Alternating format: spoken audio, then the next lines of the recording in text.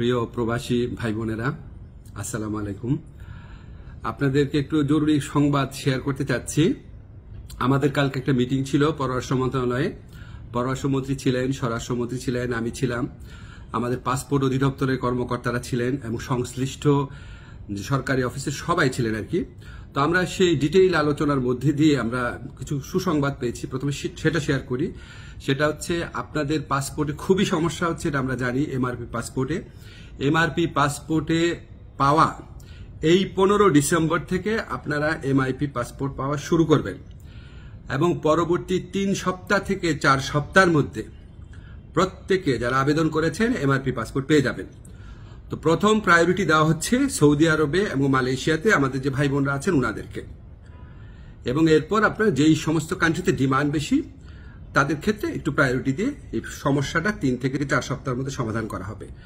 এবং এত পরিমাণ এমআরপি পাসপোর্ট ছাপানো হচ্ছে যে ইনশাআল্লাহ আগামী 2-3 বছরে এই সমস্যা আর কখনো হবে না। এখন আপনাদের একটা অনেক সাফারিংস হয়েছে, অনেক কষ্ট হয়েছে, এটার জন্য অনেক ধরনের হয়রানি হয়েছে, সেটার জন্য আন্তরিকভাবে দুঃখিত। তবে ভাই বিনয়ের সাথে বলি, এই প্রবলেমটা সলভ হয়েছে বিগত ফ্যাসিস্ট সরকারের আমলে। সেখানে আপনার যে তৎকালীন মন্ত্রী ছিলেন উনি আপনার এই পাসপোর্ট ছাপানোর কাজটা উনার একটা পরিচিত কোম্পানিকে অনিয়মতান্ত্রিকভাবে দিয়ে দেওয়ার চেষ্টা করেছিলেন। তো সেই প্রক্রিয়ায় রেজিস্ট্রেন্স করতে গিয়ে, এটা আপনার টেন্ডারিং করতে গিয়ে অনেক 1.5 বছর সময় ক্ষেপণ হয়। তারপর ওই পুরা প্রক্রিয়াটা আমরা আসার পর বাতিল করে ফাস্টেস্ট ওয়েতে যাওয়ার জন্য একটু টাইম লেগেছে, আপনাদের অনেক কষ্ট হয়েছে, আন্তরিকভাবে দুঃখিত।